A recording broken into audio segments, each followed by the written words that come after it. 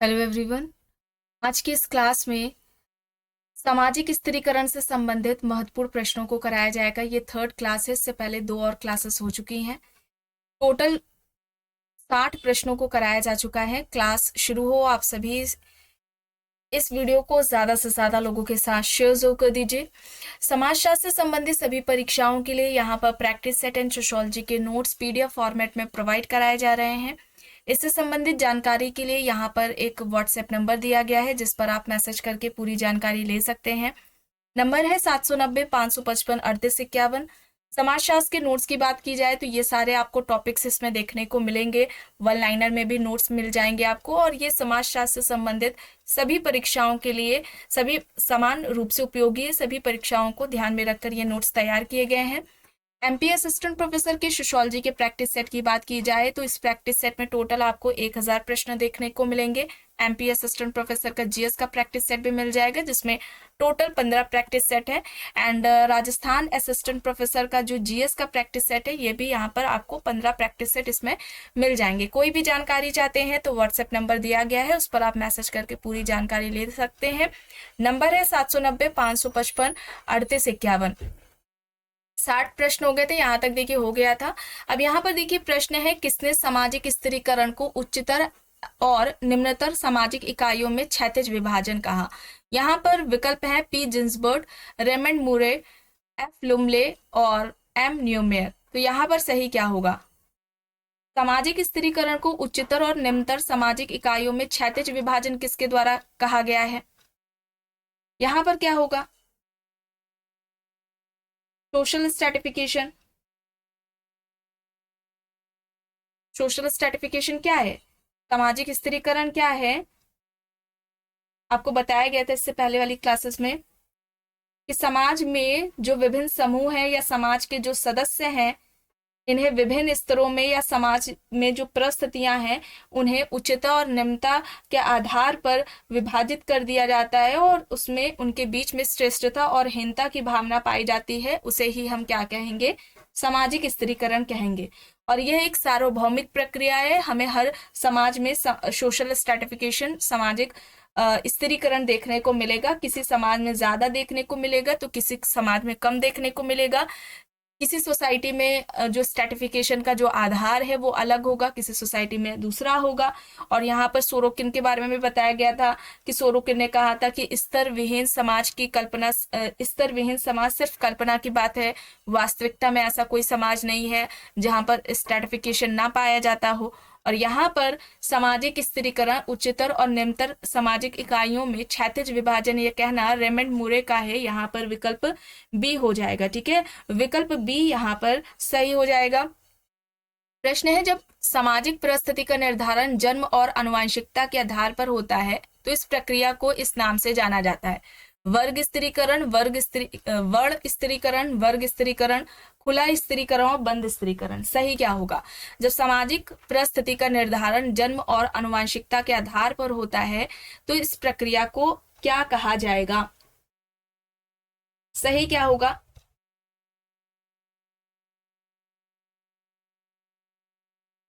कौन सा विकल्प यहाँ पर सही हो जाएगा?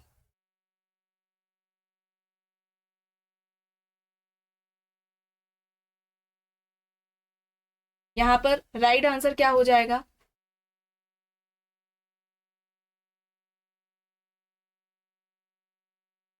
यहाँ पर सही क्या हो जाएगा? बंद स्त्रीकरण हो जाएगा। जाति व्यवस्था, भारत में जो जाति व्यवस्था है ये हमें देखने को मिलती है, बंद स्त्रीकरण का उदाहरण है। जाति व्यवस्था क्या है? बंद स्त्रीकरण में आएगा।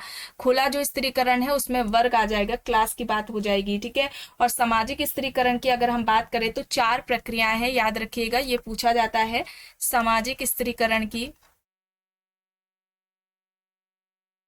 4 प्रक्रियाएं हैं। ये 4 प्रक्रियाएं कौन कौन सी हैं? पहले की बात करें तो ये विभेदीकरण है। ठीक है, पहली की हो जाएगी विभेदीकरण, पहली विभेदीकरण हो जाएगी। दूसरी की बात करें तो इसमें क्रम विन्यास हो जाएगा, क्रम विन्यास हो जाएगा, या इसे हम श्रेणीकरण कहें, रैंकिंग। तीसरा हो जाएगा मूल्यांकन, तीसरा क्या होगा, मूल्यांकन होगा, और चौथा होगा पुरस्कार व दंड। पुरस्कार व दंड, या इसे आपने देखा होगा प्रश्नों में लिखा होता है लाभप्रद। ठीक है, लाभप्रद भी हो सकता है पुरस्कार व दंड की जगह। तो ये 4 सामाजिक स्थिरीकरण की प्रक्रियाएं हैं, इन्हें याद रखिएगा। चलिए आगे देखते हैं। प्रश्न है, समाज का उच्च एवं निम्न सामाजिक इकाइयों के मध्य संस्तरण मूलक विभाजन कहलाता है सामाजिक स्थिरीकरण, सामाजिक विभेदीकरण, सामाजिक असमानता और प्रसार। यहाँ पर विकल्प दिया गया है। सही क्या होगा, समाज का उच्च एवं निम्न सामाजिक इकाइयों के मध्य संस्तरण मूलक विभाजन कहलाता है। क्या होगा यहाँ पर,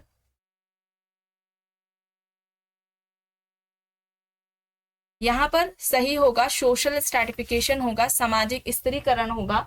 ऑप्शन ए यहाँ पर सही हो जाएगा। प्रश्न है, भारतीय सामाजिक व्यवस्था में जन पर आधारित सामाजिक स्थिरीकरण का रूप देखने को मिलता है वर्ग व्यवस्था, जाति व्यवस्था, आश्रम व्यवस्था, संयुक्त परिवार व्यवस्था में। क्या होगा, भारतीय सामाजिक व्यवस्था में जन पर आधारित सामाजिक स्थिरीकरण का रूप देखने को मिलता है हमें, यहाँ पर होगा जाति व्यवस्था। ठीक है, जाति व्यवस्था होगा, कास्ट सिस्टम होगा। विकल्प बी यहाँ पर सही हो जाएगा। प्रश्न है, निम्न में से कौन सी वर्ग विशेषता नहीं है, वर्ग चेतना, वर्गों का ध्रुवीकरण, वर्ग विद्वेष, प्रदत्त सदस्यता। तो देखिए, वर्ग क्लास की विशेषता नहीं है पूछा जा रहा है, तो क्या होगा, क्या होगा, प्रदत्त सदस्यता। यहाँ पर प्रदत्त नहीं होगा, अर्जित होगा। ठीक है, क्या होगा, अर्जित होना चाहिए, प्रदत्त नहीं होगा। यहाँ पर अगर जाति होती, ठीक है, जाति की बात हो रही है, तो ये प्रदत्त सदस्यता में आ जाता।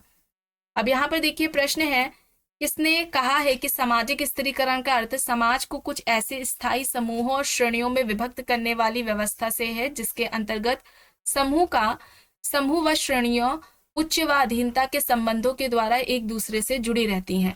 यहाँ पर ऑप्शंस में ट्यूमेन है, सोरोकिन है, जिन्सबर्ट है, सदरलैंड एंड वुडवर्ड है। सामाजिक स्थिरीकरण का अर्थ समाज को कुछ ऐसे स्थायी समूहों और श्रेणियों में विभक्त करने वाली व्यवस्था से है जिसके अंतर्गत समूह व श्रेणियां उच्चता व अधीनता के संबंधों द्वारा एक दूसरे से जुड़ी रहती हैं। इस तरीके से सामाजिक स्थिरीकरण को किसके द्वारा परिभाषित किया गया है,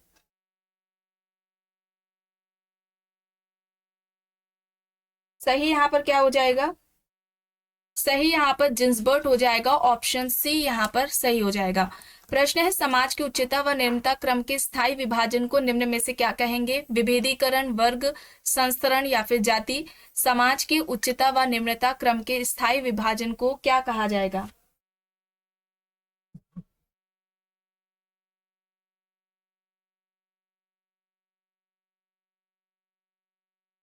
यहाँ पर क्या हो जाएगा, संस्तरण हो जाएगा। ऑप्शन सी यहाँ पर सही हो जाएगा। प्रश्न है, सामाजिक स्थिरीकरण की प्रक्रियाओं का सही अनुक्रम बताएं। अभी देखिए आपको बताई गई थी सामाजिक स्थिरीकरण की प्रक्रियाएं, ये सही अनुक्रम में पूछा जा रहा है, तो क्या हो जाएगा, देखते हैं कितने लोगों ने ध्यान से सुना था, बताइए क्या होगा यहाँ पर, सही क्या होगा यहाँ पर,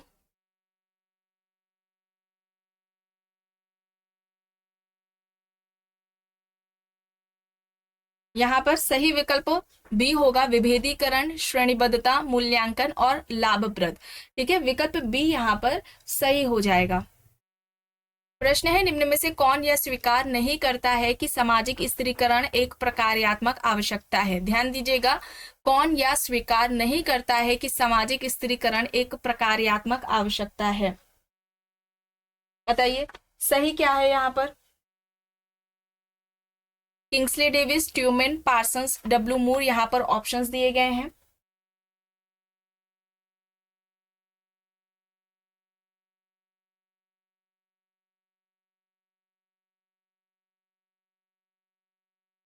कौन सा विकल्प यहाँ पर सही होगा,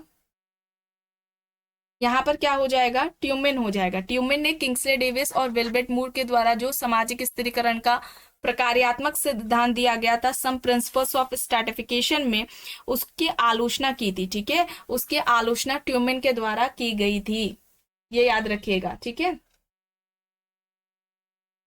अब यहाँ पर देखिए प्रश्न है, निम्न में से किसका अवलोकन सामाजिक स्त्रीकरण के संदर्भ में यह है कि सामाजिक असमानताएं चेतन रूप से समाज में संस्थापित की जाती है।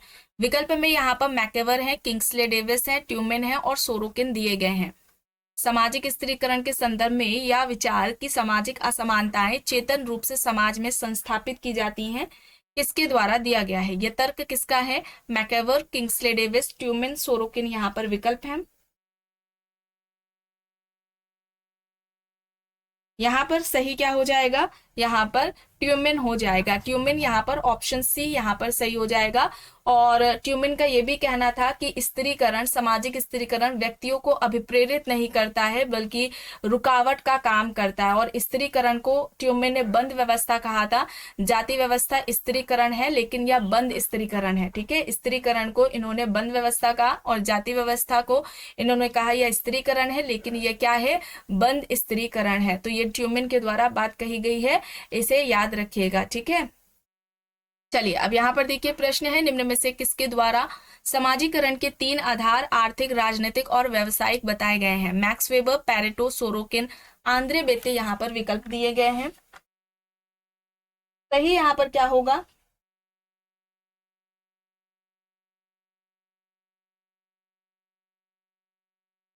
सही यहाँ पर क्या हो जाएगा?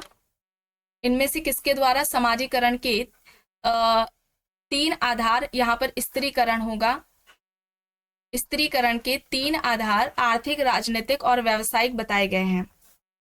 तो यहाँ पर क्या हो जाएगा? सोरोकिन। ठीक है, सोरोकिन ने 3 बताए थे आधार, आर्थिक, राजनीतिक और व्यवसायिक, ये याद रखिएगा। मैक्स वेबर की बात की जाए तो मैक्स वेबर ने 3 आधार कौन कौन से बताए थे? आर्थिक, राजनीतिक और सामाजिक बताया था। आर्थिक, राजनीतिक और सामाजिक को बताया था। इस तरीके से भी दे देते हैं। आर्थिक के संदर्भ में उन्होंने वर्ग की बात की थी, राजनीतिक के संदर्भ में उन्होंने दल, पार्टी की बात की और सामाजिक के संबंध में परिस्थिति यानी स्टेटस की बात की है। आंद्रे बेत्ते की बात की जाए, आंद्रे बेत्ते ने 3 आधार कौन कौन से बताए थे? Caste, class and power. ठीक है, जाति बताया उन्होंने।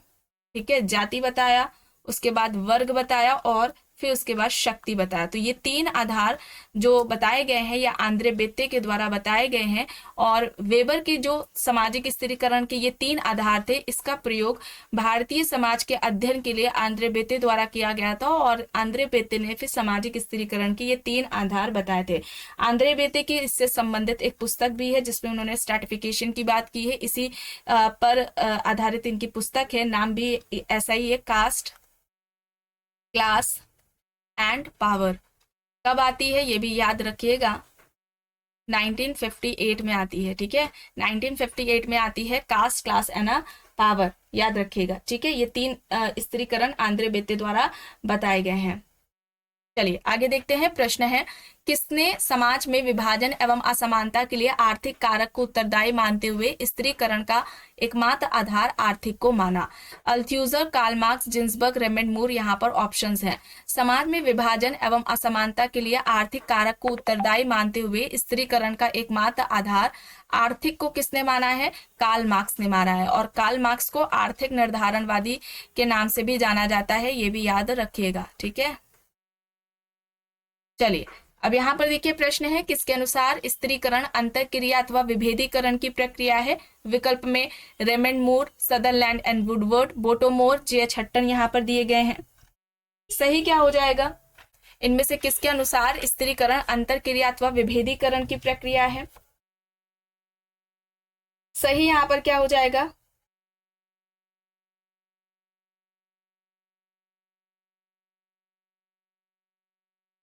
सही यहाँ पर क्या होगा?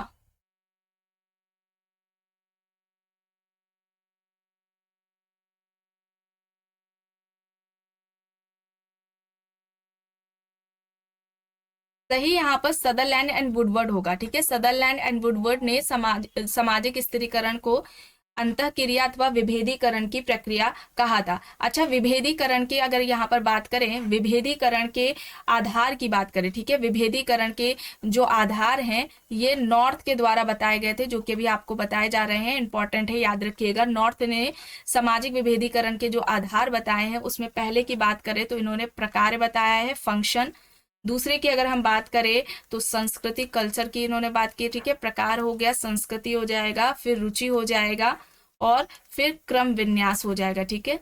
ये चार जो आधार हैं विभेदीकरण के, ये नॉर्थ के द्वारा बताए गए हैं, इसे याद रखिएगा। विभेदीकरण भी क्या है, स्त्रीकरण की तरह ही सार्वभौमिक प्रक्रिया है, जब व्यक्तियों या समूहों को मूर्त आधारों पर विभाजित किया जाता है, जैसे कि छोटा बड़ा, पुरुष महिला, इन आधारों पर जब हम विभाजित करते हैं तो ये क्या कहलाता है, विभेदीकरण कहलाता है। लेकिन जब इसी विभेदीकरण में जब उच्चता निम्नता हीनता और हीनता के भाव जुड़ जाते, श्रेष्ठता हीनता उच्चता निम्नता के भाव जुड़ जाते, तो यही सामाजिक विभेदीकरण सामाजिक स्त्रीकरण में बदल जाता है। सामाजिक विभेदीकरण क्या है, स्वतः उत्पन्न होने वाली प्रक्रिया है। स्त्रीकरण की बात करें तो यह जागरूकता इसमें पाई जाती है, जानबूझ करके अपनाई जाने वाली प्रक्रिया है, ठीक है। चलिए आगे देखते हैं। प्रश्न है क्लास स्टेटस एंड पावर के लेखक है Andre Beteille, Max Weber, F G. Bailey, Lipset and Bendix. यहाँ पर ऑप्शंस दिए गए हैं। क्लास स्टेटस एंड पावर किसके द्वारा क्लास स्टेटस एंड पावर लिखी गई है? यहाँ पर क्या होगा, यहाँ पर क्या होगा, यहाँ पर लिपसेट एंड बेंडिक्स है। लिपसेट एंड बेंडिक्स की बुक है ये, class status and power. Class status and power Lipset and Bendix की है, और ये बुक कब आती है, 1953 में आती है, ठीक है। 1953 में class status and power book आती है, और ये सामाजिक स्त्रीकरण की, ठीक है, बताया गया है सामाजिक स्त्रीकरण की पहली, ठीक है, पहली पाठ्य पुस्तक मानी जाती है। पहली पाठ्य पुस्तक है ये सामाजिक स्त्रीकरण की, लिपसेट एंड बेंडिक्स की। आंद्रे बेत्ते की बुक इसी से मिलती जुलती है, कास्ट क्लास एंड पावर है, ठीक है, कास्ट क्लास एंड पावर है, क्लास एंड पावर है। ये किसकी है, आंद्रे बेत्ते की है। ये कब आती है, 1958 में आती है। लिपसेट एंड बेंडिक्स की पहले आई है, फिर ये इनकी आंद्रे बेत्ते की हो जाएगी बुक, ठीक है। चलिए अब यहाँ पर देखिए, किसने परिवार को स्त्रीकरण की इकाई माना है? परिवार को स्त्रीकरण की इकाई किसने माना? ऑप्शंस में जॉनसन है, अगस्त कॉम्ट है, जिन्सबर्ग है, और पार्सन्स यहाँ पर दिए गए हैं। सही क्या हो जाएगा? परिवार को स्त्रीकरण की इकाई किसने माना है? जॉनसन ने माना है। जॉनसन, ऑप्शन ए यहाँ पर सही होगा। और जॉनसन समाज में कहते हैं कि समाज दो प्रकार के पारिवारिक समूहों में बटा हुआ है। दो तरह के इन्होंने समूह की भी बात की थी। अभियंतर आपको बताया गया है, सोशल ग्रुप वाले क्लास में अभियंतर समूह है और दूसरा आंगुतक समूह है।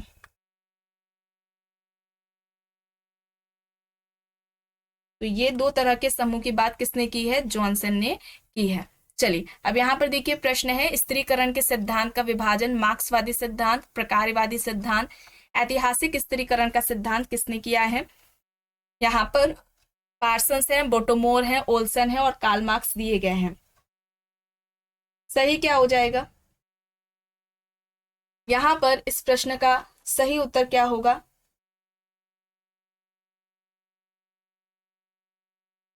स्त्रीकरण के सिद्धांत का विभाजन मार्क्सवादी सिद्धांत, प्रकारवादी सिद्धांत और ऐतिहासिक स्त्रीकरण के सिद्धांत में किसने किया है? यहाँ पर सही होगा बोटोमोर। विकल्प बी यहाँ पर सही हो जाएगा। अगर हम मार्क्सवादी की बात करते हैं तो इसमें मार्क्स का आ जाएगा, ठीक है, और प्रकारवादी की बात करते हैं तो इसमें किसका आ जाएगा? पार्सन्स का आ जाएगा, डेविस और विल्बर्ट मूर का आ जाएगा, ठीक है, डेविस व विल्बर्ट मूर का इसमें आ जाएगा। ऐतिहासिक स्त्रीकरण के सिद्धांत की बात करें तो इसमें वेबर वार्नर का आ जाएगा, ठीक है, वेबर और वार्नर के सिद्धांत इसमें आ जाएंगे, ठीक है, ये याद रखिएगा। चलिए आगे देखते हैं। प्रश्न है निम्न में से किसके मतानुसार समाज में सामाजिक स्त्रीकरण का मूल कारण उत्पादन तथा आर्थिक शक्तियां हैं? विकल्प में Karl Marx, Althusser, Max Weber, Parsons दिए गए हैं। सही क्या हो जाएगा? सही यहाँ पर क्या हो जाएगा? सही यहाँ पर विकल्प ए कार्ल मार्क्स हो जाएगा, ठीक है, कार्ल मार्क्स यहाँ पर है, ऑप्शन ए यहाँ पर सही हो जाएगा, ठीक है। कार्ल मार्क्स ने क्या कहा था? आर्थिक संरचना सामाजिक संरचना का निर्माण करती है, अधोसंरचना ही अधिसंरचना को निर्धारित करती है, अधोसंरचना में परिवर्तन समाज में परिवर्तन लेकर आता है, ये आपको बताया गया था, यहाँ पर कार्ल मार्क्स हो जाएगा। प्रश्न है कास्ट क्लास एंड पावर के लेखक है Andre Beteille, Lipset and Bendix, Max Weber, C Wright Mills. यहाँ पर ऑप्शंस हैं कास्ट क्लास एंड पावर, किसकी हो जाएगी cast class and power? Cast class and power किसकी हो जाएगी? किसकी पुस्तक है कास्ट क्लास एंड पावर?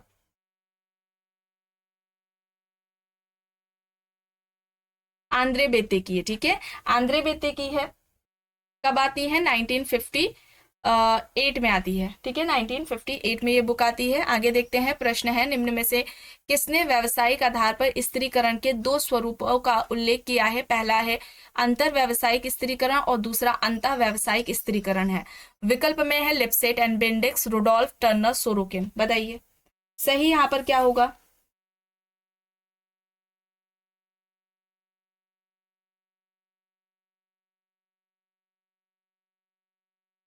यहाँ पर राइट आंसर क्या हो जाएगा? व्यावसायिक आधार पर स्त्रीकरण की बात किसने की है? और दो स्वरूप अंतर व्यावसायिक स्त्रीकरण और अंतः व्यावसायिक स्त्रीकरण किसके द्वारा बताए गए हैं?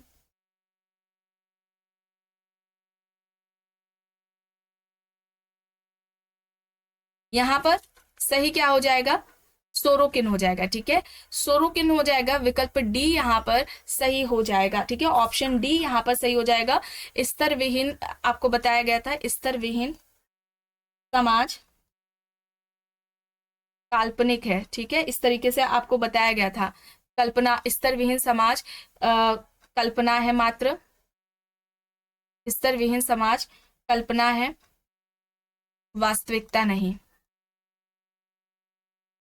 ठीक है, इस तरीके से बताया गया था। स्तर विहीन समाज कल्पना है, वास्तविकता नहीं है, और ऐसा कोई समाज नहीं है जहां पर स्ट्रैटिफिकेशन स्त्रीकरण ना पाया जाता हो। चलिए अब यहाँ पर देखिए, किसने अपने स्त्रीकरण संबंधी विचार में शक्ति को महत्वपूर्ण मानते हुए अमेरिकी समाज में शक्ति अभिजात का वर्णन किया है? माइकल यंग, फिचर, सी राइट मिल्स, पैरेटो यहाँ पर विकल्प दिए गए हैं। अब यहाँ पर सही क्या हो जाएगा? शक्ति को महत्वपूर्ण मानते हुए अमेरिकी समाज में शक्ति अभिजात की बात किसने की है? माइकल यंग, फिचर, सी राइट मिल्स, पैरेटो यहाँ पर ऑप्शंस दिए गए हैं।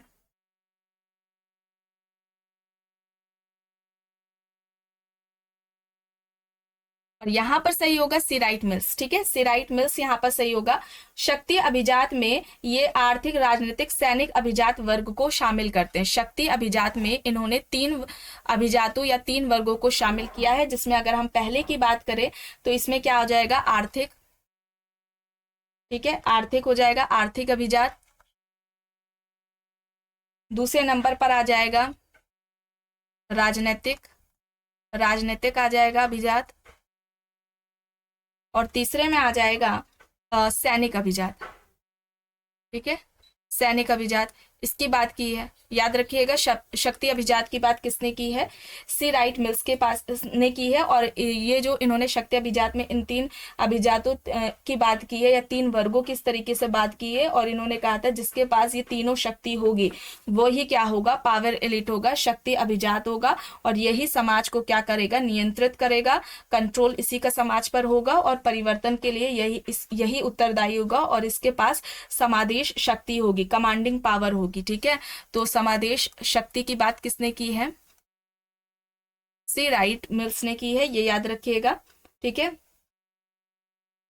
चलिए आगे देखते हैं, प्रश्न है, सोरोकिन ने तीन प्रमुख प्रकार के वर्ग स्त्रीकरण की चर्चा की है, इनमें से कौन सा एक शामिल नहीं है? आर्थिक, सामाजिक, राजनीतिक, व्यावसायिक यहाँ पर विकल्प में है। किसकी बात नहीं की है ये बताना है। सोरोकिन ने तीन प्रमुख प्रकार के वर्ग स्त्रीकरण की बात की, इनमें से कौन सा एक नहीं है जिसकी बात नहीं की है? तो सामाजिक वर्ग की नहीं की थी, आर्थिक, राजनीतिक, व्यावसायिक वर्ग की थी, सामाजिक वर्ग की बात नहीं की थी। प्रश्न है, गलत कथन का पहचान यहाँ पर करनी है। स्त्रीकरण सामाजिक है, स्त्रीकरण एक प्राचीन व्यवस्था है, स्त्रीकरण अपरिणामी होता है, और स्त्रीकरण का स्वरूप विविध है। तो यहाँ पर क्या हो जाएगा? यहाँ पर क्या हो जाएगा? तो यहाँ पर गलत बताना है, स्त्रीकरण अपरिणामी होता है, ये गलत हो जाएगा। देखिए ट्यूमिन की बात आ रही है, यहाँ पर हो रही है।